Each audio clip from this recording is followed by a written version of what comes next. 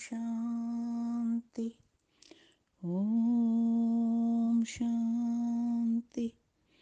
ஓம் சாந்தி. அனைவருக்கும் அன்பான இனிய காலை வணக்கம். இன்று 23/4/1993 அவ்யக்த பாப்தாதா சொன்ன மகா வாக்கியங்களை நாம் இப்போது கேட்க போகிறோம். 23/4/1993. ஓம் சாந்தி. அவ்யக்த பாப்தாதா மதுபன். நிச்சய புத்தி பவ அமர பவ.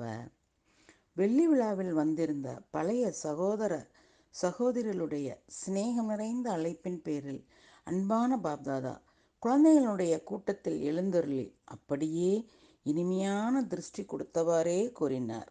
அதாவது நிச்சய புத்தி பவ அமர பவ.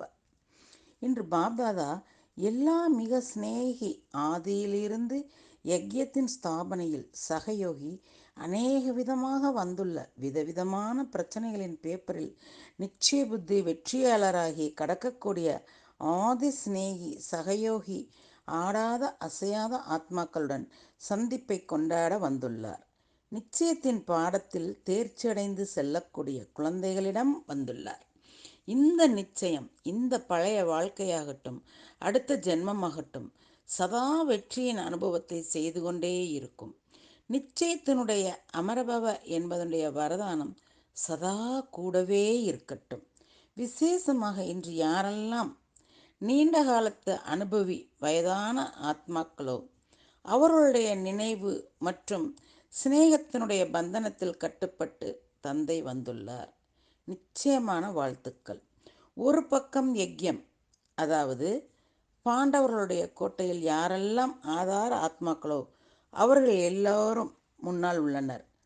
மற்றும் மறுபக்கம் நீங்கள் அனுபவியாகி ஆத்மாக்கள் இந்த பாண்டவர்களுடைய கோட்டையினுடைய மதில் சுவரின் முதல் செங்கற்கள் நீங்கள். அஸ்திவாரமும் முன்னால் உள்ளது மற்றும் ஆதி சங்கற்கள்.